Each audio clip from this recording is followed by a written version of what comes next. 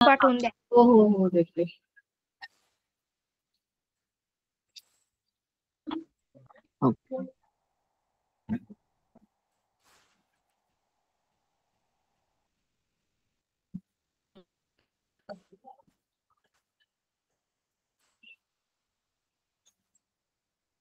बघा अटेंडन्सची लिंक मिळाली. एवढे कमी जण आहेत, 25 22-23 जणच आहेत फक्त. 2 माझे डिव्हाइस आहेत, एक प्रेमा मॅडम आहेत, 3 कट झाले, म्हणजे 23 जण आहेत फक्त. बाकी राहिले कुठे? हा टीचर आता कोणी जॉईन होत नाही. का बरं? नाही माहिती टीचर. थंडीमध्ये काय घरात मग रजाई घेऊन बसावं, स्वेटर घाला 3-4 एकावर एक. क्लास अटेंड करायला काय घराच्या बाहेर तर जायचं नाहीये. तुमचे कोण मित्रमैत्रिणी आहेत जे आधी यायचे आणि आता नाही आहेत, त्यांना फोन करा. चला मी पण ग्रुपमध्ये जरा मेसेज टाकते.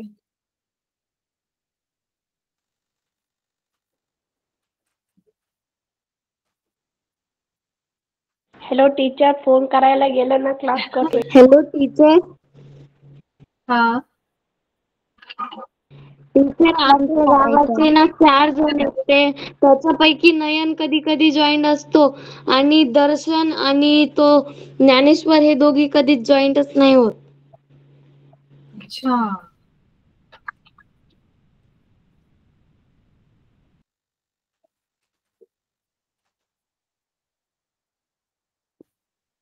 असे कसे रे तुम्ही मुलं खरंच. हो टीचर, आमच्या स्कूलच्या पण ना 2 मुली जॉईन व्हायच्या, बट ना त्या आता NMMS ची एक्झाम पुरत्याच होत्या. NMMS ची एक्झाम झाली आणि आता ते बोलतात आता काही गरज नाही क्लासची. गरज नाहीये. हो ठीक. टीचर, आमच्या राजवीर भी जॉईन होत नाहीये. टीचर आमच्या इथे ना तो दर्शन आणि तो ज्ञानेश्वर ना इथे गावामध्ये त्यांनी क्लासेस लावलेत. आपला ऑनलाईन क्लास सोडून दिलाय त्यांनी. जेव्हापासून तुम्ही त्यांना जॉईन केला तेव्हापासून ते आजपर्यंत कधीच जॉईन नाही झाले. अच्छा, दर्शन कोण? दर्शन राजवीर जॉईन होत नाही. अरे जॉईंट आहे ना तेजस. दर्शन आहे इथे की. तू कोणत्या दर्शन बद्दल म्हणते? हा टीचर दुसरा दुसरा दर्शन. राजवीर जॉईन नाही होते. अच्छा, टीचर, आमच्या ह्याच्यामध्ये तरंग आणि राजवीर जॉईन नाही होत. तरंग मॅम मी जॉईंट आहे तरंगने. तरंग नावाने आहे. जिजेची नावाने ना. आईच्या तरंग मोबाईल आलाय. माझं. टीचर, तरंग आणि हा नाहीये राजवीर. अरे तरंग आलाय, ज्योती नावाने तरंग जॉईन झालाय. आणि राजवीर कुठे आहेस का रे राजवीर? टीचर नाही होतो, कधी कधी होतो. नाही. टीचर, असू दे. चला आता आपण क्लास चालू करूया. तर मागच्या वेळेला आपण बघितलेलं की कम्युनिकेशन म्हणजे संवाद साधताना काय काय गरजेचे आहे. व्यवस्थित आपल्याला बोलता यायला पाहिजे, जे काही विचार ते मांडता यायला पाहिजे. नंतर लेखी स्वरूपात जर कोणाला आपल्याला लिहून पत्र वगैरे पाठवायचे तर पत्रामध्ये पण लिहिताना आपल्याला स्पष्टपणे लिहिता यायला पाहिजे, है ना. आपल्याला योग्य शब्द योग्य ज्या भाषेत आपण लिहितोय त्या भाषेतले व्यवस्थित शब्द नीट वापरता आले पाहिजे, जेणेकरून आपला जो काही मेसेज आहे तो पोहोचेल समोरच्यापर्यंत, है ना. त्याच्यानंतर अजून काय काय महत्वाचे भाग आहेत कम्युनिकेशन मध्ये? रीडिंग, रायटिंग, स्पीकिंग आणि लिसनिंग. म्हणजे वाचता यायला पाहिजे आपल्याला त्या भाषेमध्ये, लिहिता यायला पाहिजे, बोलता पण यायला पाहिजे आणि ऐकता पण म्हणजे ऐकलेलं समजलं पाहिजे, है ना. कोणत्याही भाषेला हे लागू पडतं, मराठी जरी असली तरी पण, है की नाही. जर मराठी भाषेमध्ये ह्या 4 गोष्टी जमत असतील तर ह्याचा अर्थ आपण मराठीमध्ये खूप व्यवस्थित संवाद साधू शकतो, है की नाही. आणि मल्टीलिंग्वल ऍडव्हान्टेज म्हणजे काय? एकापेक्षा जास्त भाषा जर येत असतील आपल्याला तर आपण तितक्या जास्त लोकांपर्यंत आपण आपला जो मेसेज आहे, आपला जो काही संदेश आहे तो पोहोचवू शकतो. त्याच्यानंतर आपण बघितलेलं कम्युनिकेशनची प्रोसेस कशी आहे, है ना. म्हणजे कम्युनिकेशन चा जो जी प्रक्रिया आहे त्याच्यामध्ये काय असतं, सगळ्यात पहिले की कोणीतरी एक व्यक्ती आहे तो कम्युनिकेशनला सुरुवात करतो है ना, संवादाची सुरुवात करतो. मग त्या संवादामध्ये तो काय करतो, एक तर माहिती काहीतरी विचारतो किंवा काहीतरी माहिती सांगत असतो है ना. त्याच्यानंतर काय होतं, तो मेसेज दुसऱ्या टप्प्यामध्ये समोरच्या माणसापर्यंत पोहोचतो आणि मग ती व्यक्ती काय करते, ती त्याचा रिप्लाय देते आणि तो जो रिप्लाय दिलेला आहे तो पहिल्या व्यक्तीकडे तो त्याला ग्रहण करतो, रिसिव्हिंग इन्फॉर्मेशन. ही बेसिक एकदम ढोबळ मनाने जर विचार केला तर साधारणपणे कम्युनिकेशन मध्ये ही गोष्ट, अशा गोष्टी घडतात है ना. त्याच्यानंतर आपण बघितलेलं की कम्युनिकेशन का महत्वाचं आहे, इम्पॉर्टन्स म्हणजे काय, इम्पॉर्टन्स शब्दाचा अर्थ कोण सांगेल? इम्पॉर्टंट म्हणजे महत्वाचे. हा महत्वाचे. हा बरोबर. गरज असलेले. गरजेचं, महत्वाचं, गरजेचं. इम्पॉर्टन्स ऑफ कम्युनिकेशन, ह्याचा काय अर्थ होतो, इम्पॉर्टन्स ऑफ कम्युनिकेशन म्हणजे काय? महत्वाचे. कोण सांगतंय? कम्युनिकेशनचे महत्व. महत्वाचं कम्युनिकेशन. कशाचे महत्व? कम्युनिकेशन. हा, कम्युनिकेशनचे महत्व, इम्पॉर्टन्स ऑफ कम्युनिकेशन म्हणजे कम्युनिकेशनचे महत्व. कम्युनिकेशनचं महत्व काय आहे की जर तुमचं कम्युनिकेशन चांगलं असेल तर कम्युनिकेशनला मराठीमधून काय म्हणतात? कम्युनिकेशन म्हणजे संवाद, दोन लोकांमध्ये असलेला संवाद. ठीक आहे, तर आपण बघितलेलं. हा काय झालं? हा, संवाद टीचर म्हणजे आपण एकाशी संवाद साधतो. बरोबर. हा, तर आपण बघितलेलं की कम्युनिकेशन जर चांगलं असेल तर आपण इम्पॉर्टंट कम्युनिकेशनचा अर्थ आहे ना, संवाद जरुरी आहे, गरजेचा. हो बेटा, आपलं झालीये चर्चा. आता ऐका सगळ्यांनी. तर कम्युनिकेशन जर आपलं चांगलं असेल तर आपण काय करू शकतो, आपलं जे काही डोक्यामध्ये चालू आहे ते आपण व्यवस्थितपणे समोरच्याला सांगू शकतो, म्हणजे इन्फॉर्म करू शकतो. इन्फॉर्म म्हणजे माहिती पुरवणे, समोरच्यापर्यंत माहिती पोचता करणे. ठीक आहे, त्यानंतर आपण इन्फ्लुएन्स म्हणजे प्रभाव टाकू शकतो. इन्फ्लुएन्स शब्दाचा अर्थ आहे प्रभाव. ठीक आहे, आपण आपल्या विचारांचा प्रभाव टाकू शकतो दुसऱ्यांवर. त्यानंतर एक्सप्रेस फिलिंग्स, एक्सप्रेस म्हणजे व्यक्त करणे. ठीक आहे, एक्सप्रेस शब्दाचे दोन अर्थ निघतात. एक्सप्रेस म्हणजे भावनांच्या बाबतीत जर म्हटलं तर व्यक्त करणे, आणि एक्सप्रेस आजकाल रस्त्यांना पण एक्सप्रेस म्हणतात, ते नाही का, एक्सप्रेस रोड आहे असं म्हणतात, ऐकलं असेल तुम्ही. हायवेला एक्सप्रेस वे पण म्हणतात. हा, मोठे मोठे हायवे. रेल्वेचं पण नाव आहे. काय काय? रेल्वेचं पण नाव आहे. रेल्वेचं पण नाव आहे एक्सप्रेस. हा, ठीक आहे. तर एक्सप्रेस फिलिंग्स, इथे एक्सप्रेसचा अर्थ काय होतो, व्यक्त करणे. फिलिंग्स म्हणजे काय, भावना. एक्सप्रेस फिलिंग्स म्हणजे भावना व्यक्त करणे. म्हणजे जर आपलं कम्युनिकेशन चांगलं असेल तर आपण आपल्या भावना पण स्पष्टपणे सांगू शकतो समोरच्याला, की आपल्या मनात काय चालू आहे. आपल्याला एखाद्या गोष्टीचा आनंद होत असेल तर तो तरी नीट व्यक्त करता यायला पाहिजे, नाही तर वेड्यावाकडं काहीतरी केलं तर समोरच्याला वाटेल हा माणूस झालाय वेडा, है ना. तर आनंद पण एक पद्धतीने व्यवस्थितपणे व्यक्त करता आला पाहिजे. दुःख झालं असेल तर ते पण व्यक्त करण्याची एक पद्धत असते. किंवा आपल्याला राग जरी आला असेल तर राग आल्याचा अर्थ हे नाही की आपण कसं पण विचित्र वेड्यासारखं वागू शकतो, असं नाहीये, है ना. राग जरी आला असेल तर तो पण व्यक्त करण्याची एक पद्धत आहे. ते आपल्याला कधी जमेल, जर आपले कम्युनिकेशन स्किल चांगले असतील ना, तर आपण आपल्या सगळ्या भावना, चांगल्या असू देत किंवा खराब असू देत, त्या आपण नीटपणे व्यक्त करू शकतो. त्यानंतर आपण एलिमेंट्स ऑफ कम्युनिकेशन बघितले होते. टीचर काढायचं सांगितलं होतं तुम्ही. हा, काही काही जणांनी काढून पाठवलं, मी बघितलं. Very good. टीचर मी काढितलं होतं. हा दर्शन, मी बघितलं. Very good. हा, त्याच्यानंतर हा, तर ह्याच्यामध्ये काय बघितलेलं आपण, सगळ्यात पहिला महत्वाची गोष्ट काय आहे कम्युनिकेशन मध्ये, सेंडर, एक व्यक्ती असतो जो मेसेज पाठवतो, है ना. त्याच्यानंतर दुसरा महत्वाचा भाग काय आहे कम्युनिकेशन मध्ये, जो मेसेज पाठवायचा आहे तो, है ना. म्हणजे मी आहे, मी समजा मी सेंडर आहे, ठीक आहे. तर मी पहिला भाग झाली ह्याचा. दुसरा भाग काय आहे, मला जो मेसेज पाठवायचा आहे तो, मी जर पत्र घेतला आणि मी काय लिहिलंच नाही त्याच्यावरती, तर मी काय समोरच्याला सांगणार आहे ना. तर मेसेज पण तितकाच महत्वाचा आहे. त्याच्यानंतर तिसरा महत्वाचा घटक आहे चॅनल. चॅनल म्हणजे ज्याच्या माध्यमातून आपला मेसेज समोरच्यापर्यंत पोहोचणार आहे ना. पत्र असेल तर ते पत्र घेऊन जाणारे जे कोणी काका असतात ते चॅनल झाले है ना. आणि बोलत असू जर आपण समोरासमोर तर चॅनल झाली. हवेच्या माध्यमातून आपले स्वर जे आहेत ते तरंग बनतात आणि ते तरंग समोरच्या कानापर्यंत पोहोचतात. मग ह्या केसमध्ये काय झालं, हवा ही झाली चॅनल. ठीक आहे. मग त्याच्यानंतर चौथा काय बघितलेलं, रिसिव्हर. चौथा इम्पॉर्टंट भाग आहे कम्युनिकेशनचा, रिसिव्हर. ज्याच्यासाठी हा एवढा खाटाटोप केलाय, मेसेज वगैरे लिहिला, मग त्याला पाठवलं एवढं, मग ते कोणासाठी लिहिलं, रिसिव्हर साठी है ना. रिसिव्हर काय करतो, चौथ्या टप्प्यामध्ये रिसिव्हर मेसेजला घेतो, ग्रहण करतो, वाचतो त्याला. आणि वाचल्यानंतर काय करतो, तो त्याचा पाचवा भाग, कम्युनिकेशनचा पाचवा भाग, तो म्हणजे काय की रिसिव्हर जो आहे तो रिप्लाय करतो मेसेजला है ना. जो काही मेसेज आलाय त्याच्यावरती तो त्याचं उत्तर लिहितो आणि मग पत्र पाठवून देतो. इव्हन त्या केसमध्ये सुद्धा इथे चॅनलची गरज पडते. हे बघा, दोन्ही केसेसमध्ये सेंडर मेसेज पाठवत असेल किंवा रिसिव्हर मेसेज पाठवत असेल, दोन्हीही केसेसमध्ये चॅनल महत्वाचं आहे. ठीक आहे.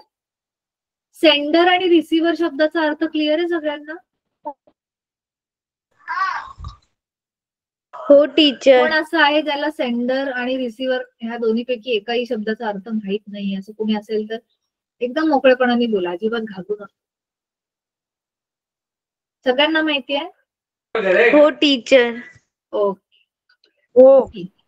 त्याच्यानंतर आपण बघितलेलं पर्स्पेक्टिव्ह इन कम्युनिकेशन. पर्स्पेक्टिव्ह शब्दाचा अर्थ मी सांगितला होता, कोणाला लक्षात आहे? कोण सांगताय बघूयात. बोला. लिहून ठेवायला सांगितलेलं मी.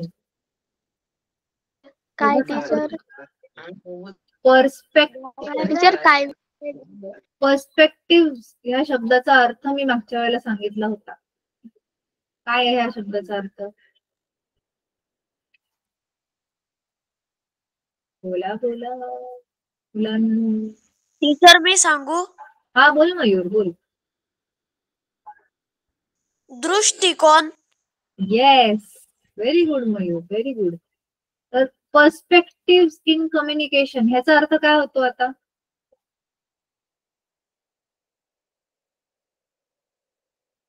कोण सांगेल आधी? सांग. हा बोल. संवाद करण्यामधील दृष्टिकोन किंवा संवादातील दृष्टिकोन. हा बरोबर. संवाद करताना दृष्टिकोन किती महत्वाचा आहे ते ह्याच्यातून आपल्याला कळते. Perspective in communication. तर इथे आपण बघितलेलं की पहिला जो दृष्टिकोन असतो तो कोणाचा असतो? सेंडरचा है ना. जो त्या कम्युनिकेशनची सुरुवात करतोय त्या व्यक्तीचा पण एक दृष्टिकोन असतो. जो त्या मेसेजला ग्रहण करतोय, त्याला ऐकतोय किंवा वाचतोय, त्याचा पण एक दृष्टिकोन असतो स्वतःचा है ना. कधी कधी या दोन लोकांचे दृष्टिकोन एकसारखे असू शकतात. त्या केसमध्ये कम्युनिकेशन सुरळीतपणे चालू राहते. पण जर दोन लोकांची जे पर्स्पेक्टिव्ह म्हणजे दृष्टिकोन जर वेगळे असतील, मग त्या केसमध्ये काय होऊ शकतो? वाद होऊ शकतो. मग ते वाद जर टाळायचे असतील तर आपल्याला काय करावं लागतं? Shared understanding. शेअर्ड अंडरस्टँडिंग म्हणजे काय? शेअर शब्दाचा अर्थ कोण सांगेल?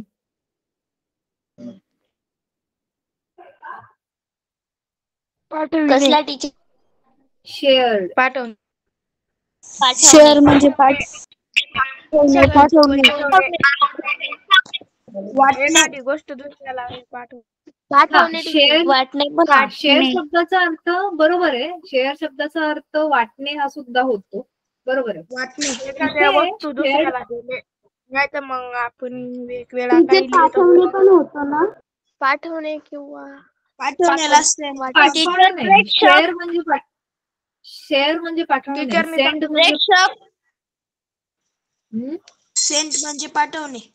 सेंड म्हणजे पाठवणे. शेअर म्हणजे जसं तुम्ही म्हणालात बरोबर आहे. शेअर म्हणजे वाटून घेणे. पण इथे शेअरचा अर्थ काय होतो? ऐका ऐका, इथे शेअर्डचा अर्थ काय होतो? शेअर्ड सोबत पुढे काय शब्द लिहिलाय? अंडरस्टँडिंग. मग आता शेअर्ड अंडरस्टँडिंगचा अर्थ काय होतोय बघा, काय अर्थ लागतोय शेअर्ड अंडरस्टँडिंग? सगळ्यांना समजून घेणे. हा, व्हेरी गुड. शेअर्ड अंडरस्टँडिंग म्हणजे समोरच्याचा दृष्टिकोन पण समजून घेण्याचा प्रयत्न करणे. ठीक आहे, येस. तर इथे काय लिहिलंय बघा, finding common ground for effective communication. म्हणजे कॉमन ग्राउंड म्हणजे एक कॉमन म्हणजे काय, जे समोरच्याकडे पण आणि माझ्याकडे पण common, same same common.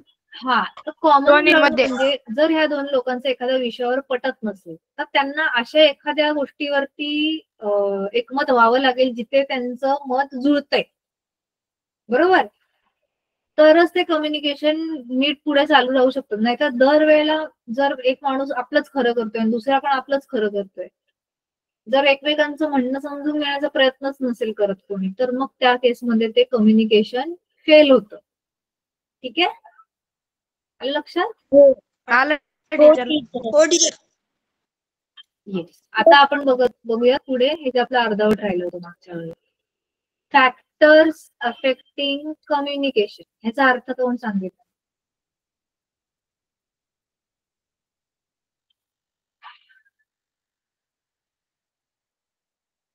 Factor शब्दाचा अर्थ मी तुम्हाला सांगते. फॅक्टर म्हणजे घटक. सांगू का? हा, बोला दीदी, बोल. संवादावर परिणाम करणारे घटक. येस, संवादावरती परिणाम करणारे घटक, फॅक्टर म्हणजे घटक. आपला जो संवाद आहे कोणत्याही दोन लोकांमध्ये, तो जो संवाद आहे तो कोणकोणत्या गोष्टींमुळे प्रभावित होऊ शकतो? अफेक्ट म्हणजे प्रभावित पण होणे, है ना, एक प्रकारे. तर आपण सगळ्यात पहिले बघितलेलं भाषा.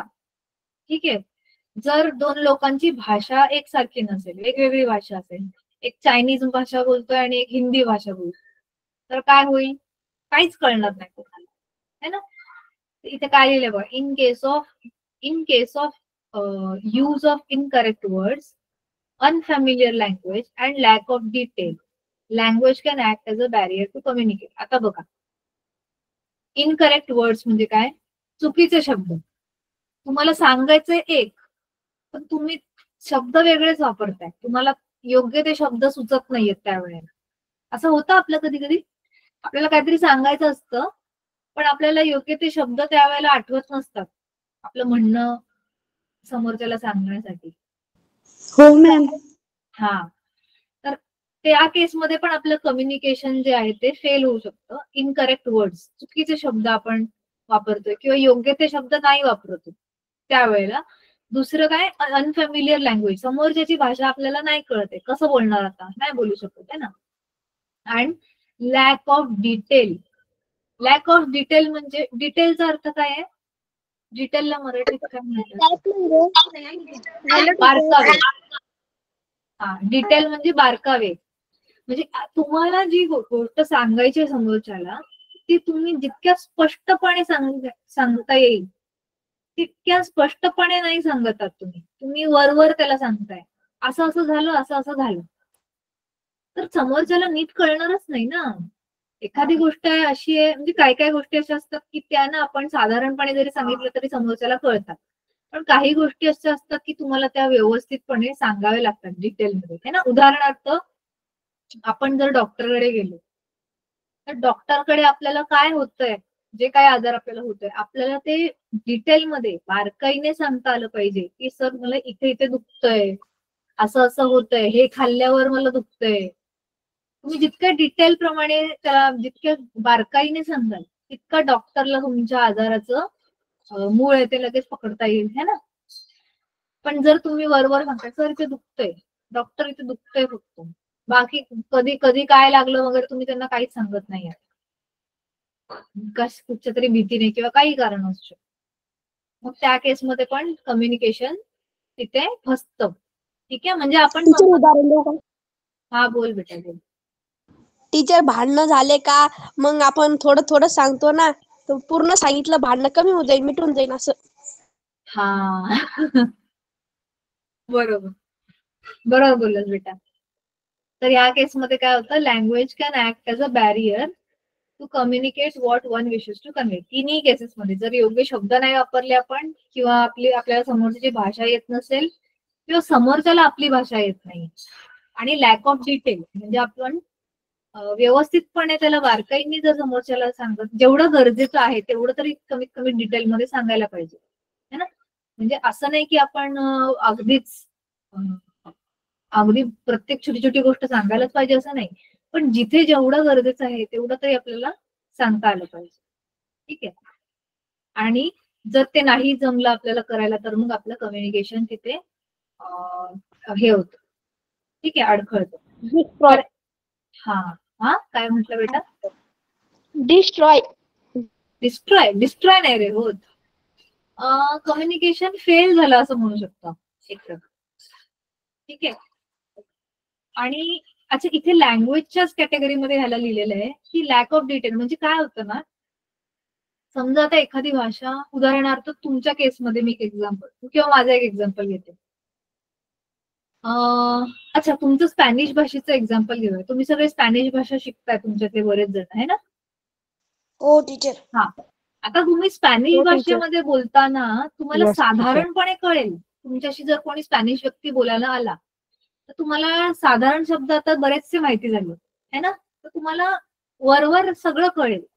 पण जर तो जो समोरचा माणूस आहे, स्पॅनिश व्यक्ती आहे समजा, आणि तो एकदम खूपच डीप स्पॅनिश भाषा बोलतोय, अगदी काय म्हणू शकतो आपण त्याला, स्पष्ट स्पॅनिश भाषा, जशी आपली मराठी भाषेमध्ये पण बघा, एक असते की नॉर्मल मराठी की ती हिंदी लोकांना पण कळते, पण एक असं आपले एकदम प्रॉपर मराठीतले काय काय अवघड शब्द असतात, ते फक्त मराठी लोकांनाच कळतात, ते हिंदी किंवा बाकी टीचर स्पॅनिश शब्द सांगू का?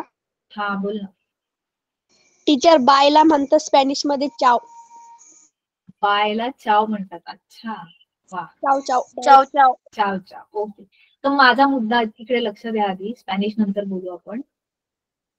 तर लॅक ऑफ डिटेल म्हणजे काय, आपल्याला एखादी भाषा व्यवस्थित येत नसेल, साधारणच येत नसेल आपल्याला ती भाषा, मग त्या केसमध्ये आपल्याला जर समोरच्याला काहीतरी डिटेलमध्ये सांगायचंय, डिटेलमध्ये म्हणजे खोलवर जाऊन एखादं स्पष्ट करून सांगायचंय, पण तुम्हाला ती भाषा व्यवस्थित येत नाहीये, मग तिथे पण तुम्ही फसू शकता. येते तुम्हाला हा मुद्दा लक्षात, मी काय सांगते ते? हो टीचर. म्हणून कोणत्याही भाषेत संवाद करण्यासाठी आपल्याला त्या भाषेतले बरेचसे शब्द, मॅक्सिमम शब्द माहीत असायला पाहिजे, तरच आपण डिटेलमध्ये एखादी चर्चा करू शकतो, है ना. स्पॅनिश भाषा तुम्हाला जी येते त्याच्याने तुम्ही नॉर्मल संवाद, वरवरचे खेळीमेळीचे संवाद साधू शकता. पण जर एखादी गूढ चर्चा तुम्हाला करायला सांगितलं, स्पॅनिश भाषेत चर्चा करा, तर तुम्हाला जमेल का? स्पॅनिश लोक म्हणतात स्पॅनिश भाषेत नाही जमणार, कारण की तेवढ्या डिटेलमध्ये तुम्हाला स्पॅनिश भाषा अजून तुम्हाला तेवढा सराव नाही झालाय, कळलं. तर त्या केसमध्ये जी आपली भाषा आहे ती आपल्यासाठी एक प्रॉब्लेम बनू शकते. ठीक आहे, ओके. त्याच्यानंतर आपण बघितलेलं व्हिज्युअल परसेप्शन. व्हिज्युअल परसेप्शन म्हणजे काय? It is the brain's ability to make sense of what we see through our eyes. म्हणजे काय म्हणतात आता इथे एक्झाम्पल दिले त्यातून समजवते. Completing partially drawn pictures with visual perception where as they may be something else. म्हणजे उदाहरणार्थ तुम्ही लहानपणी ते चित्र बघितली, मी तुम्हाला last time I think example दिलेलं, ते ठिपक्या ठिपक्यांचं चित्र असतं, किंवा एखादं चित्र असेल ते अर्ध चित्र, एखादं चित्र पेपरमध्ये आलेलं असतं, ते समजा अर्ध फाटला तो पेपर, तर ते अर्ध चित्र बघून तुम्हाला अंदाज लावता येतो ना कधी कधी की हे कोणाचं चित्र आहे म्हणून, बरोबर. त्याला व्हिज्युअल परसेप्शन म्हणतात. ठीक आहे. आणि व्हिज्युअल परसेप्शनचा ऍक्च्युअल अर्थ हा आहे की तुम्हाला बघून, दृष्टीने तुम्हाला अंदाज लावता येतो की या चित्राचा ऍक्च्युअल अर्थ काय आहे. ठीक आहे. म्हणजे एखादा काही काही ठिकाणी साईन लावलेले असतात बघा, साईन बोर्ड असतात. साईन बोर्ड माहिती आहे तुम्हाला? हो टीचर. काय असतं साईन बोर्ड? सांगा. काय टीचर? साईन बोर्ड काय असतात टीचर? टीचर मी सांगू? कोण सांगताय? बोल बेटा. टीचर साइनबोर्ड म्हणजे त्याच्या थ्रू आपल्याला माहिती मिळते. जसं की आपण एखाद्या नवीन प्लेसवर गेलो आणि आपल्याला जर का त्या ठिकाणचा रस्ता माहित नसला तर त्याच्याने ॲरोने वगैरे दाखवलेले जे बोर्ड्स असतात त्यांना साइनबोर्ड म्हणतात. Very good. तर साइन बोर्ड समजण्यासाठी पण जी क्षमता टीचर लागते. रोडावर पण लावलेले असतात ते. कुठे लावलेले असतात? रोडावर रोडवर. आपण जात असतो तेव्हा टीचर रोडच्या जाऊन साईडने येतो तेव्हा पण. बरोबर, व्हेरी गुड. त्याला व्हिज्युअल ते जे चित्र असतात रोडच्या साईडला वगैरे ते समजून घेण्याची जी क्षमता आहे त्याला व्हिज्युअल परसेप्शन म्हणतात. म्हणजे चित्र बघून आपल्याला कळतं की ह्याचा अर्थ काय आहे. आलं लक्षात? त्या चित्राच्या खाली काही मेसेज त्या चित्राच्या खाली काही लिहिलेलं नसतं, पण ते बघून आपल्याला कसं समजतं याचा अर्थ काय आहे ते कळतंय. त्याला म्हणतात व्हिज्युअल परसेप्शन. तर हा व्हिज्युअल परसेप्शन सगळ्या लोकांकडे नसतो. ज्यांना शिकवलेलं असतं त्यांना कळत असतो, ज्यांना नाही शिकवलं त्यांना नाही कळत.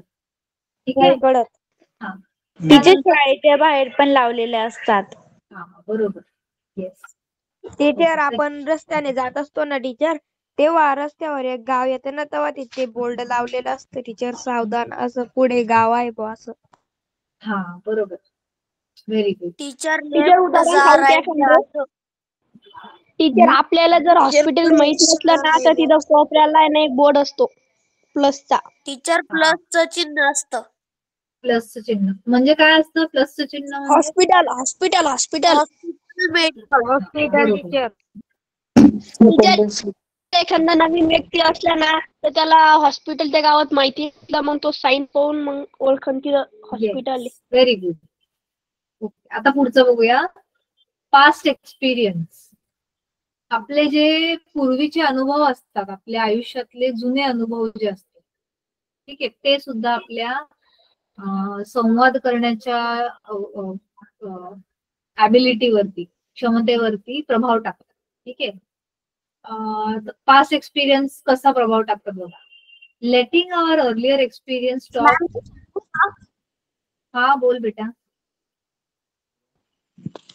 मॅम आता हे पास्ट जे एक्सपिरियन्स आहे तर त्याचं एक उदाहरण सांगते की आता एखादा आपण आता मैत्रिणी सोबत बोलत असलो किंवा असंच कोणातरी सोबत बोलत असलो आणि तेव्हा आपण असंच त्याला काहीतरी एकदम म्हणजे त्याला अर्थ नसणारा असा शब्द त्याला बोलून जाऊ आणि त्याला खूप राग येईन, तो चिडन आणि आपल्यावर तो रागवण आणि आपल्याला म्हणजे आपल्या मनात असं नाही राहणार की याला राग येईन या गोष्टीचा आणि आपण त्याला बोललो तर त्याला राग येईन, आपल्या मनात काहीच विचार नाही राहणार पण त्याला राग येतो मग तो आपल्याला बोलून जाईल. तेव्हा त्याच्यानंतर तो आपल्या बोलल्यावर मग नंतर जेव्हा पण आपण त्या माणसासोबत बोलू तर तसा शब्द आपण यूज नाही करणार. ते पास्ट एक्सपिरियन्स. बरोबर. खूप छान उदाहरण दिलं बेटा. Very good. इथे पण एक तसंच एक्झाम्पल दिलंय. I scored low marks in my maths exam. So I'm scared to ask and answer questions in class. म्हणजे काय? उदाहरणार्थ तुम्हाला गणितामध्ये कमी मार्क मिळाले. तर तुमच्या डोक्यात आता काय झालं? भीती बसली की अरे मला गणितात कमी मार्क मिळाले. मग तुम्हाला नेक्स्ट टाइम पासून गणिताच्या तासाला प्रश्न विचारायला कमीपणा वाटेल ना. आता कसं विचारू मी? माझे टीचर काय म्हणतील मला, काय विचार करतील माझ्याबद्दल, असा विचार करून तुम्ही गप्प बसाल पुढच्या वेळेपासून. बरोबर. Yes ma'am. हा पण आयडियली तुम्हाला असं नाही करायचंय. आपण कितीही चुका केल्या ना तरी सुद्धा पुन्हा आपण उभं राहायचं. चूक केली याचा अर्थ तिकडे आयुष्य संपलं असं होत नाही, किंवा चूक केली याचा अर्थ आपल्याला पुढे शिकण्याचा अधिकार नाहीये असं सुद्धा होत नाही. ठीक आहे. खास करून तुमच्या अभ्यासी जीवनात मी ही गोष्ट सांगेन की तुमचे जरी काही चुका अभ्यासाच्या बाबतीत होत जरी असल्या ना तरी तुम्ही नव्याने सुरुवात करायला अजिबात कचरू नका. ठीक आहे. कारण जर तुम्ही चुकाच नाही केल्यात ना कधी तर तुम्ही पुढेच नाही जाऊ शकत. असा कोणता व्यक्ती आहे ना ज्यांनी कधीच चुका नसतील केल्या आयुष्यात, असा कोणताच व्यक्ती नाहीये. सगळे चुका करतात आणि चुका करणारे लोकच आयुष्यात पुढे जातात. जे लोक असे सांगतात ना की मी तर काहीच चूक नाही केलीये वगैरे, ते खोटं सांगतात. असं काही नसतं. ठीक आहे. आणि पण हा 30 चूक सारखी नाही झाली पाहिजे. रोज नवीन चुका करा पण तीच चूक परत नका करू. ठीक आहे. टीचर चुका प्रत्येकावरही होतात, असं कोणीच नाही की ज्याच्यावरही चूक होत नाही. Yes, very good. तर इथे आपण आपण ह्याच्यावरून मुद्द्यावरून भटकलो. आपला मुद्दा हा होता की आपले पूर्वीचे जे अनुभव आहेत, एखाद्या माणसाशी बोलताना तुम्हाला चांगला अनुभव नाही आला तर पुढच्या वेळी तुम्ही त्याच्याशी बोलताना विचार कराल ना, अरे नाही आता कसं बोलू, मागच्या वेळेला नीट नव्हता बोलला हा माणूस माझ्याशी, है ना. तर हे एक झालं, ह्याच्याने पण आपलं कम्युनिकेशन, संवाद जो आहे तो प्रभावित झालाय. त्यानंतर प्रिज्युडाईजचा अर्थ आहे, हा लिहून घ्या शब्द सगळ्यांनी, हा तुम्हाला पुढे आयुष्यात कामाला येईल. लिहिताय ना सगळे? Yes ma'am. थांबा टीचर. हा लिहा लिहा. टीचर पुढच्या वेळी विचारणार आहे मी, लिहून घ्या. प्रिज्युडाईज. टीचर टीचर पुन्हा सांगा ना. प्रिज्युडाईज, PREJUDICE, प्रिज्युडाईज. प्रिज्युडाईज शब्दाचा अर्थ ऐकून घे. थांब तेजस, थांब, तुझा आवाज ब्रेक होतोय तेजस, थांब. टीचर पुन्हा स्पेलिंग सांगू शकता का टीचर ह्यो तुम्ही? शब्द आहे ना हे तुम्ही बघ इथे मागचे लिहिलंय, सांगेल आता. काय अर्थ आहे सांग. पूर्वग्रह. Yes, very good. मला वाटतं हे नाही झालंय. ओके, सो ज्यांनी टीचर, नाही लिहिलं झालंय त्यांनी ते. लिहून घ्या. हे बघा, हा प्रिज्युडाईज शब्दाचा अर्थ अरे मला बोलू द्या. ज्यांनी प्रिज्युडाईज शब्दाचा अर्थ नसेल लिहिला त्यांनी आता लिहून घ्या. या शब्दाचा अर्थ आहे पूर्वग्रह. ठीक आहे, पूर्वग्रह आपण करतो सगळे, लोकांना बघून करतो, हो मॅम. है ना. हा, आपल्याला बघून असं वाटतं हा माणूस अजिबात चांगला नाहीये, पण नंतर बोलायला जातो तेव्हा कळतं अरे किती चांगले काका आहेत, ते फक्त दिसायला खडूस आहेत पण हे काका खूप चांगले आहेत, है ना. असं खूप मॅम लोकांसोबत माझ्यासोबत खूप किंवा वेळेस झालेलं आहे. काय काय माझ्यासोबत खूप वेळ झालेलं आहे. मी विचार करते की म्हणजे ते असे असन ते असे असन, पण नंतर बोलल्यावर मग कळतं की हे खूप चांगले आहे. हा, बरेचदा आपल्याला शिक्षकांबरोबर पण असं होतं हो टीचर, की मला आपल्याला पण वाटतं हे खूपदा शिक्षक खूप झालेलं कडक आहेत. झालेलं आहे. हा, एक शिक्षकांना Yes. बघितलं होतं टीचर मी, तर मला वाटलं होतं हे खूप कडक आहे ना. ते त्यांना शिकायला आले ना हा. टीचर, तर खूप मजेत करत होते टीचर ते. हा, असं असतं है ना. आणि आणि उलट पण होतं.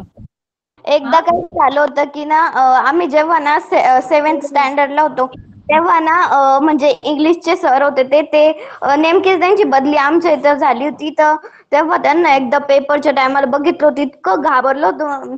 त्यांचा आवाज ऐकूनच आम्ही घाबरलो होतो, पण नंतर इतके छान शिकवायला लागले. डायरेक्ट ते एकदम आमच्या फ्रेंड सारखे, मित्रासारखे वागायचे. आणि अरे जेव्हा त्यांची ट्रान्सफर झाली ना तेव्हा आम्ही रडलोच होतो. खूप छान सर होते सर ते. अरे बापरे. मग याच्यावरून काय धडा शिकलो आपण. आपल्याला पूर्वग्रह ठेवायला पाहिजेत का कोणालाही घेऊन? नाही. नाही.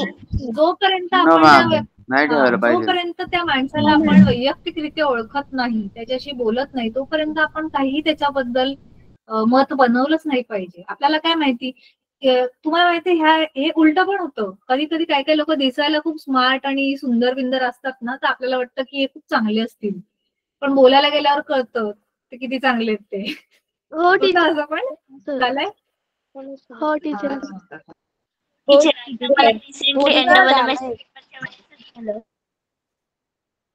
काय टीचर दिसतं तसं नसतं. हा, दिसतं तसं नसतं. ठीक आहे. मॅम जसं दिसतं तसं नसतं, हा, व्हेरी गुड. त्याच्यामुळे जग फसतं. हा, एक्झॅक्टली. सो कोणाशी बोलायच्या आधीच नाही ठरवून ठेवायचं, किंवा पहिल्या भेटीमध्ये पण कधीच नाही ठरवायचं. पहिल्यांदा भेट झाल्यावर सुद्धा बरेचदा लोक ना पहिल्या भेटीत चांगलेच असतात, छान छान वागतात, त्याच्यावरून पण लगेच मत नाही बनवायचं. ठीक आहे, तुम्हाला खरं रूप माणसाचं आहे ना ते हळूहळू कळतं पुढे. ठीक आहे. सो प्रिज्युडाईज, त्याच्याने पण आपले जे टीचर, हा बोल बेटा बोल. अनुभव येत चालतो. हा, अनुभव येतो. Very good. त्याच्यानंतर आपण 1 2 3 4 पाचवा फॅक्टर जो आहे तो आहे feelings. Our feelings and emotions such as lack of interest or not trusting the other person affects the communication. ठीक आहे, म्हणजे काय की समजा आता आपण संवाद करायला बसलोय, ठीक आहे, आपण सगळे विद्यार्थी आणि मी पण आहे तुमच्यासोबत, पण आपण अशा एखाद्या मुद्द्यावर बोलतोय ज्याच्यावरती तुमच्यापैकी बऱ्याच जणांना त्याच्यामध्ये इंटरेस्टच नाहीये. म्हणजे आता उदाहरणार्थ मी असा एखादा मुद्दा घेऊन आली जो तुमच्या तो आवडीचाच नाहीये, तर तुम्हाला त्याच्यावर बोलायला आवडेल का? तुम्ही म्हणाल टीचर बोलवतोय, टीचर बास करा, है ना. हा, मग त्याच्याने काय होणार, त्याच्याने पण कम्युनिकेशन इम्पॅक्ट होतो. किंवा नॉट ट्रस्टिंग अदर पर्सन, म्हणजे समोरच्यावरती जर आपला विश्वास नसेल तरी सुद्धा आपण त्याच्याशी नीट नाही बोलत, है ना. हे पण होतं असं. हो टीचर, होतं. ज्याच्यावर आपला विश्वास असतो त्या व्यक्तीला आपण मनापासून सगळं व्यवस्थित त्याला सांगतो. तिथे आपल्याला जास्त विचार नाही करावा. पण जिथे विश्वास नसतो तिथे आपण खूप विचार करून थोड्या थोड्याच गोष्टी त्याला सांगतो, है ना. सो फिलिंग्स, आपल्या मनामध्ये काय भावना चालू आहेत त्याच्याने पण आपलं कम्युनिकेशन. अच्छा, इथे अजून एक गोष्ट, सगळ्या प्रकारच्या भावनांमुळे आपलं जे कम्युनिकेशन आहे ते इम्पॅक्ट होत असते. अगदी तुम्हाला राग जरी आला, तुम्ही बघाल की तुम्ही जेव्हा खुश असता तेव्हा तुमचे संवाद किती छान असतात लोकांसोबत, आणि जर तुम्ही रागात आलात तर तुमचे संवाद किती खराब होतात. बरोबर आहे. कारण रागामध्ये बरेचदा आपल्याला स्वतःलाच माहित नसतं की आपण काय बोलत असतो, त्याच्यामुळे आपण चुकीच्याच गोष्टी बोलतो बरेचदा रागात.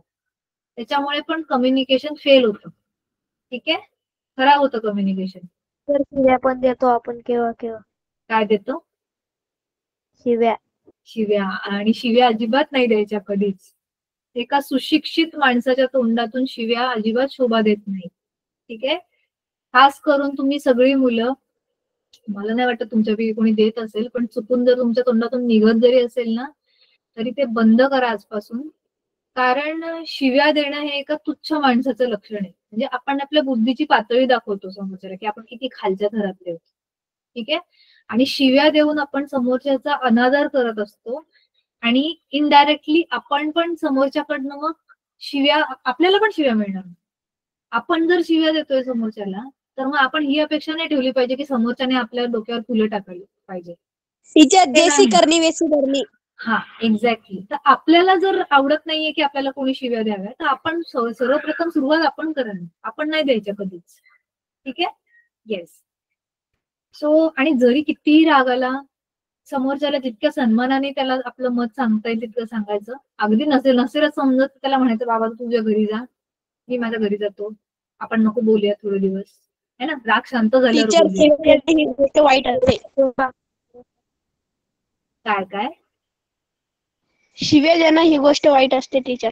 येस, शिव्या देणं वाईट गोष्ट आहे. येस, शिव्या हे वाईट लोकांचं लक्षण आहे. आपण वाईट लोक नाही होत, आपण चांगले लोक होत. येस. त्याच्यानंतर एन्व्हायरमेंट म्हणजे काय, कोण सांगेल? परिसर. टीचर, परिसर, आपल्या आजूबाजूचा परिसर. आपल्या आजूबाजूचा जो परिसर आहे ना त्याच्याने सुद्धा आपला संवाद प्रभावित होतो. कसं काय? आता समजा माझ्या इथे खूप बोलत असतात, पर्यावरण पर्यावरण लोकांमुळे. हा, एन्व्हायरमेंट म्हणजे पर्यावरण सुद्धा, बरोबर आहे. समजा माझ्या इथे बाजूला खूप ढोल ताशे वाजतायत जोर जोरात, तर मी तुमच्याशी बोलू शकेन का? नाही बोलताय. तुमच्या इथे नवरात्रीच्या वेळेला तुम्ही सगळे सांगत होतात बघा, नवरात्रीच्या वेळेला मॅडम आमच्या इथेच देवी बसलेली आहे ना, दांडिया चालू आहे. मग तेव्हा आपलं कम्युनिकेशन स्टॉप झालं त्यावेळेला, है ना. सो अशा पद्धतीने आपलं, येस. सो त्यामुळे एन्व्हायरमेंट जे आहे ते सुद्धा आपल्या कम्युनिकेशन वरती प्रभाव ठेवतो. त्याच्यानंतर आहे पर्सनल फॅक्टर म्हणजे काय? Personal factors include your own feelings, habits and ways of thinking. म्हणजे काय? आपलं व्यक्तिमत्व, आपण स्वतः व्यक्ती म्हणून कसे आहोत ह्याच्याने सुद्धा आपलं कम्युनिकेशन ठरत असतं. ठीक आहे. जर आपल्या भावना शुभ असतील, चांगल्या भावना असतील आपल्या मनामध्ये, आपल्या सवयी खूप छान असतील, सकाळी उठल्यापासून ते रात्री झोपेपर्यंतच्या, त्यानंतर आपला जी विचार करण्याची पद्धत आहे ती जर खूप छान असेल, आपण नेहमी व्यवस्थित पॉझिटिव्ह विचार करतोय, तर त्याच्याने पण आपले कम्युनिकेशन स्किल्स एफेक्ट होत असतात, आपले कम्युनिकेशन स्किल प्रभावित होत असतात. ज्या लोकांना खूप निगेटिव्ह विचार करायची सवय असते ना, बऱ्याचदा त्या लोकांचे कम्युनिकेशन स्किल खूप खराब असतात. कारण ह्याचं कारण खूप तुम्हाला मी थोडीशी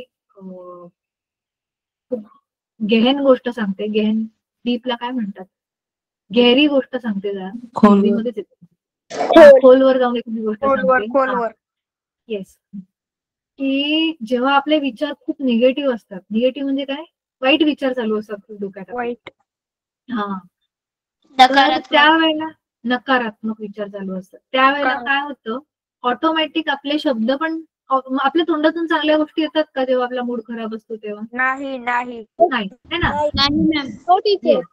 आणि मग काय होतं, ज्या लोकांना बरेच दिवस, बरेच महिने किंवा बरेच वर्ष तशाच पद्धतीने विचार करायची ज्यांना सवय लागलेली असते ना, त्यांची एक प्रकारे कम्युनिकेशन स्किल ती गायबच झालेली असते. त्यांना नीट बोलताच येते. म्हणून तुम्ही बघितलं असेल, काही लोक असतात ना, खूप विचित्र वागतात. ते बोलणार नाहीत जास्त, असेच गप्पा असतील आपल्याच विचारांमध्ये, किंवा बोलले तरी ते काय काय बोलतात ना, त्याचा अर्थ पण त्यांनाच माहिती असतो, आपल्याला कळतच नाही काय बोलले. आपल्याला वाटतं बापरे, आपण उगीच गेलो यांच्याशी बोलायला. हा, टीचर आपल्याला डोकं दुखत असलं का एखादा बोली असलं चाल खेळायला, मग आपण त्याला काही पण बोलून देतो. हा, एक्झॅक्टली. सो पण ते कधीतरीच झालं. हे मी म्हणते पर्सनल फॅक्टर. पर्सनल फॅक्टर म्हणजे तुम्ही व्यक्ती म्हणून कसे आहात. जर तुमचं ओव्हरऑल व्यक्तिमत्व पॉझिटिव्ह असेल, म्हणजे सकारात्मक व्यक्ती असाल तुम्ही, तर ऑटोमॅटिकली तुमचे जे कम्युनिकेशन आहे, तुमचे जे संवाद आहेत ना, ते चांगलेच राहतात. कारण आपले जसे विचार असतील ना, तसेच शब्द निघतात. तुमचे विचार चांगले आणि तुमच्या तोंडातून शब्द खराब निघतात, हे शक्यच नाहीये. किंवा हॅलो तुमचे, मॅम. हा बोल लावण्या. मॅम मी सांगू का एक उदाहरण? बोल. जेव्हा आता कोणासोबत पण आपण मित्रांसोबत किंवा मैत्रिणींसोबत जर आपण कुठं फिरायला गेलो आणि जाता जाताना असंच रात्र झाली आणि मग ड्रायव्हिंग चालू असं कार मध्ये, मग आणि जाता जाता रात्र झाली आणि मग तेव्हा म्हणजे एखादा निगेटिव्ह पर्सन आपल्या म्हणजे मध्ये असं बसलेला असेल, तर तो म्हणजे त्यांचे विचार कसे असतात की आता जर ऍक्सिडेंट झाला वगैरे, पुन्हा काही कोणी समोरून आलं तर त्यांचे इतके निगेटिव्ह विचार असतात की आपण विचार सुद्धा करू नाही शकत. आणि मग त्याच्यामुळे आपण त्याला सांगतो अरे गप बस, कसं केव्हा पण अशा परिस्थितीत पॉझिटिव्ह विचार करायचे असतात, पण तरी पण तो निगेटिव्ह विचार करीत असतो. त्याला किती सांगितलं तरी त्याच्या म्हणजे समजत नाही त्याला. येस, व्हेरी गुड एक्झाम्पल बेटा. काही लोकांना ती सवय लागते, कारण त्यांच्या आयुष्यातल्या बऱ्याचशा घटना अशा झालेल्या. बोल बोल तेजस. तर आई म्हणते की आपण समुद्रात गेलो ना होडीमध्ये, पाण्याला म्हणायचं निगेटिव्ह विचार, आपण पाण्यात डुबलो असं काहीच म्हणायचं मनात. आवाज कट होतोय बेटा तुझा.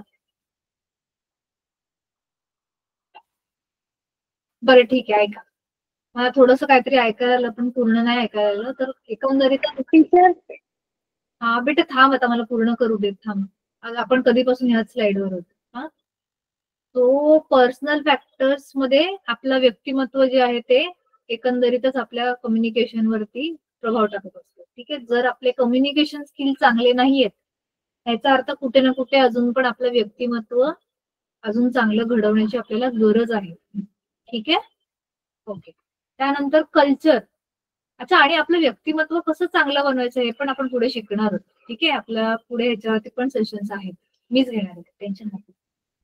त्यानंतर कल्चर. कल्चर म्हणजे संस्कृती.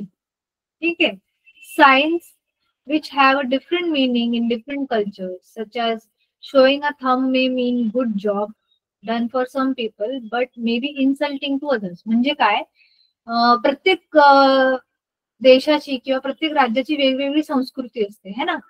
राजस्थानी लोकांची वेगळी संस्कृती, बंगालमधल्या लोकांची वेगळी संस्कृती, अमेरिकन लोकांची वेगळी संस्कृती असते.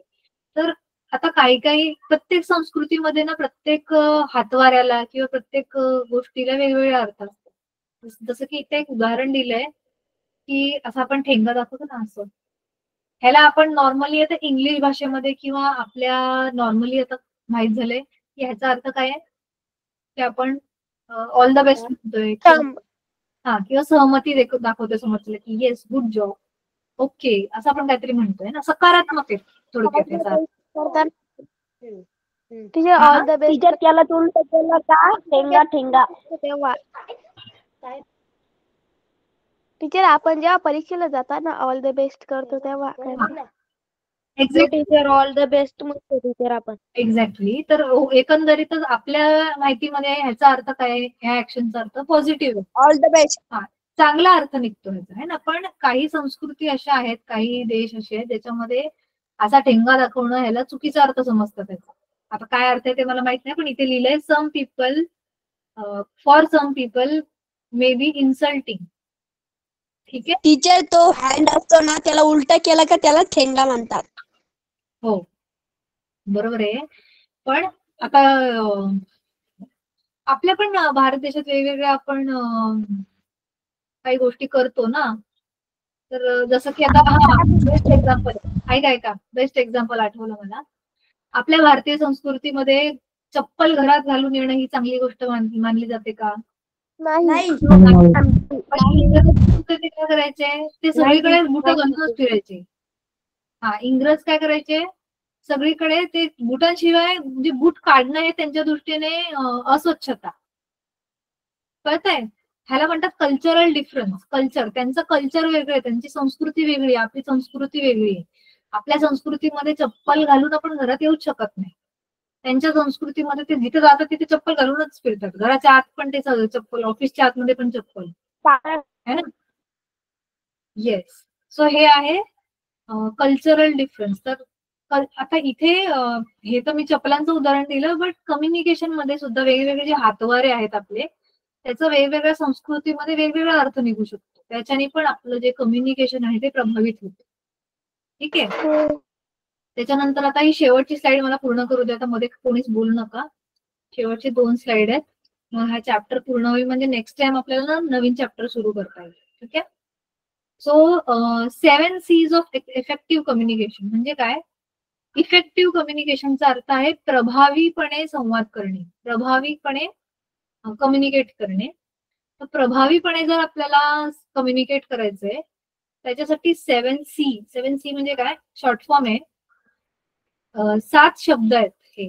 1 2 3 4 5 6 7 हे 7 शब्द आहेत. हे 7च्या 7 शब्द C अक्षराने सुरू होतात. तुम्ही जर नीट लक्ष देऊन बघितलं.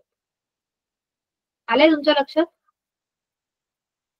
हे सगळे शब्द C अक्षराने सुरू होत आहेत, म्हणून इथे म्हटलंय 7 C's ऑफ इफेक्टिव्ह कम्युनिकेशन. आता हे 7 शब्द काय आहेत आणि त्याचा काय अर्थ आहे ते मी तुम्हाला पटापट सांगते. नीट लक्ष देऊन ऐका. सोपं आहे. सगळ्यात पहिले clear. Be clear about what you want to say. म्हणजे तुम्हाला जे काही सांगायचं ते स्पष्टपणे सांगा. ठीक आहे. इकडून तिकडून घुमवून फिरवून सांगू नका. असं झालं होतं, तसं झालं होतं, असं गोल गोल इकडून उलटा घास नाही खायचं. सरळ जे आहे ते स्ट्रेट. कन्साइज म्हणजे use simple words and say only what is needed. म्हणजे जेवढे शब्द गरजेचे आहेत तो मेसेज सांगण्यासाठी तेवढेच शब्द वापरा. उगीच फापट पसारा करायचा नाही. जिथे 2 शब्दात काम होऊ शकतं तिथे 2 पेजचा एसे लिहिण्याची गरज नाही. ठीक आहे. त्याला म्हणतात कन्साइज. आणि सिम्पल, साधे शब्द है ना. उगीच डेकोरेटिव्ह खूप अवघड शब्द वापरण्याची गरज नाहीये है ना. त्यानंतर कॉन्क्रीट. कॉन्क्रीट म्हणजे काय? Use exact words and phrases. Concrete म्हणजे जे गरजेचे शब्द आहेत ना तेच वापरायचे. ठीक आहे. आता हे थोडं मिक्स झालं. कन्साइजचा अर्थ आहे जे गरजेचं आहे तेच बोलणं. ठीक आहे. आणि कॉन्क्रीटचा अर्थ आहे जे शब्द गरजेचे आहेत ते शब्दच वापरणे. म्हणजे काही ठिकाणी जसं एखादं ऑफिशियल काम असेल, एखाद्या ऑफिस मधलं सरकारी काम असेल, तिथे काही ठळक शब्द असतात, ते शब्दांचा वापर करणं गरजेचं आहे तिथे. तर ते शब्द तुम्ही वापरलेच पाहिजेत. ठीक आहे. त्याला म्हणतात कॉन्क्रीट. जसं की तुम्ही अभ्यासामध्ये परीक्षेमध्ये उत्तर लिहिता, तर त्या उत्तर लिहिताना काही शब्द असे असतात ते तुम्हाला वापरावेच लागतात है ना. ते शब्दच जर तुम्ही नाही वापरले तर तुमचं ते उत्तरच चुकीचं ठरतं पूर्ण. बरोबर.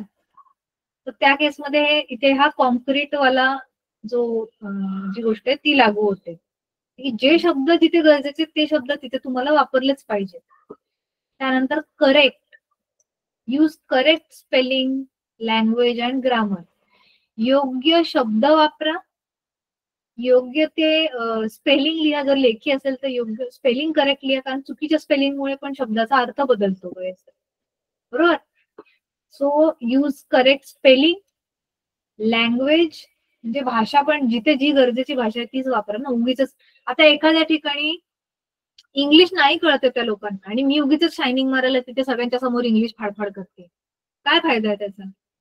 मला असं वाटतं काहीतरी करते इंग्लिश मध्ये बोलून, पण समोरच्याला माझा संवादच कळत नाहीये, काय फायदा आहे त्या इंग्लिशचा? ठीक आहे. सो यूज करेक्ट लँग्वेज, जिथे जी भाषा गरजेची तिथे तीच भाषा वापरायची. जिथे मराठी कळते लोकांना तिथे मराठीच बोला. बरोबर.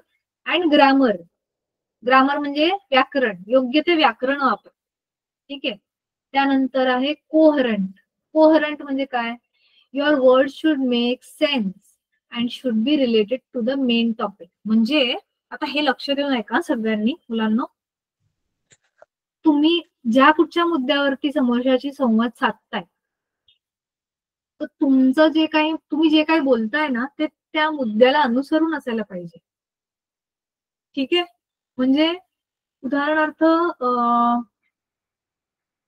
तुम्ही चर्चा करताय भारत देशाबद्दल.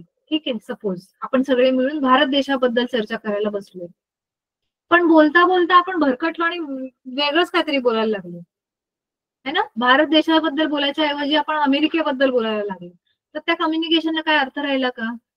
नाही. आपण बोलायला कशासाठी आलेलो? भारताबद्दल. बोलतोय कशाबद्दल? अमेरिकेला. फायदा काय त्या कम्युनिकेशनचा? कळतंय? हे मी एक उदाहरण दिलं.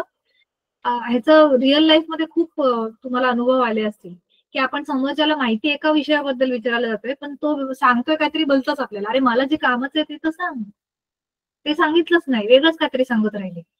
सो इथे त्याचा मुद्दा तो आहे की कोहरंट, जे जे तुम्हाला विचारलं गेले ते सांगा आणि तुमच्या शब्दांचा अर्थ लागला पाहिजे समोरच्याला. तुम्ही जे बोलताय ते समोरच्याला त्याचा अर्थ उमगला पाहिजे. नाही तर उगीच तुम्ही काहीतरी बोलताय, तुम्हाला वाटतं तुम्ही खूप काहीतरी छान बोलून गेले, पण समोरच्याला कळलंच नाही तर काय अर्थ आहे त्याला? काहीच फायदा नाही त्याचा. ठीक आहे. त्यानंतर कम्प्लीट. कम्प्लीट म्हणजे your message should have all the needed information. म्हणजे तुम्हाला समोरच्याने जर एखादी माहिती विचारली असेल फॉर एक्झाम्पल, तर तुम्ही त्याला संपूर्ण माहिती सांगायला पाहिजे, जेवढी पण तुम्हाला माहिती आहे. ठीक आहे. नाहीतर तुम्ही अर्धावट जर सांगत असाल तर ते कम्युनिकेशन फेल झालं, म्हणजे तुमच्या कम्युनिकेशनचा काय अर्थच राहिला नाही. बरोबर. म्हणजे समजा एखाद्याने तुम्हाला पत्ता विचारला, तुम्हाला पूर्ण पत्ता माहिती आहे पण तुम्ही मुद्दाम त्याला अर्धावटच सांगितलं, तर काय झालं? हे चुकीचं कम्युनिकेशन झालं. बरोबर. सो कम्प्लीट मेसेज सांगा. हा, तुम्हाला जे काही बोलायचं ते पूर्ण करा. त्यानंतर कर्टियस, हे खूप महत्वाचं आहे. Be respectful, friendly and honest. तुम्हाला जे काही समोरच्याला सांगायचंय ते तुम्ही विनम्रतेने सांगायला पाहिजे, समोरच्याचा अपमान न करता, समोरच्याला पूर्ण सम्मान देऊन. ठीक आहे. एक फ्रेंडली भावना, फ्रेंडली म्हणजे मित्रतेच्या भावनेने तुम्ही त्याला सांगायला पाहिजे. आणि ऑनेस्ट, ऑनेस्ट म्हणजे खरं खरं. ठीक आहे. मित्रतेच्या भावनेने, रिस्पेक्ट द्यायच्या नादामध्ये खोटं नाही बोलायचं, जे खरं आहे ते बोलायचं. ठीक आहे. सो हे 7 C आहेत. ह्याचा तुम्ही स्क्रीनशॉट काढून घ्या मुलांना.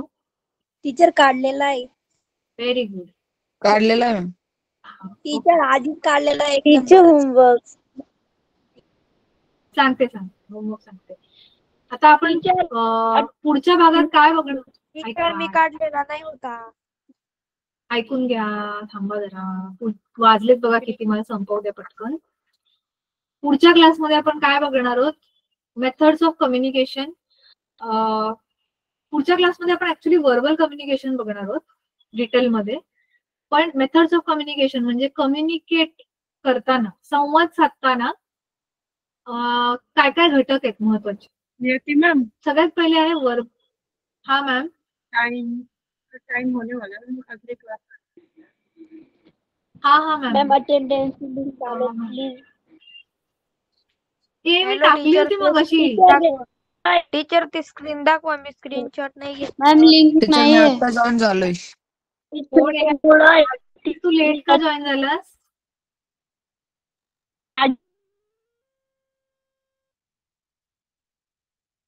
तेजस थांब जरा, मी टाकते. राजवीर लेट का जॉईन झालास टीचर बेटा? बाहेर गेलेलो होतो. बाहेर गेलेलास, अच्छा. अटेंडन्सची लिंक टाकली आहे, भरून टाका अटेंडन्स. आणि लक्ष देऊन ऐका, शेवटची स्लाइड आहे, म्हणजे आज चॅप्टर पूर्ण होईल आपला. कम्युनिकेशन करण्याच्या 3 पद्धती असतात. मेथड्स म्हणजे पद्धती. 3 पद्धतीने आपल्याला कम्युनिकेशन करता येतं. पहिलं आहे वर्बल कम्युनिकेशन. वर्बल म्हणजे शब्द, त्याच्यामध्ये शब्दांचा वापर केला जातो. ठीक आहे. त्यानंतर आहे नॉन वर्बल, जिथे शब्द नसतात, शब्दांच्या शिवाय कम्युनिकेशन केलं जातं. आणि तिसरं आहे व्हिज्युअल कम्युनिकेशन. व्हिज्युअल म्हणजे जिथे चित्रांच्या सहाय्याने कम्युनिकेशन केलं जातं. ठीक आहे. आता ह्या 3 पद्धती काय ते आपण एक एक चॅप्टर वाईज बघणार आहोत नेक्स्ट क्लासेसमध्ये. सुरुवातीला आपण वर्बल कम्युनिकेशन पासून नेक्स्ट क्लासमध्ये सुरुवात करणार. ठीक आहे. हो समजलंय हो मुलांना? टीचर. टीचर ते स्लाइड दाखवा बरं का, मी स्क्रीनशॉट नाही घेतलेला होता. हा हा. मैम विधु मैम से क्लास क्या सुरू होना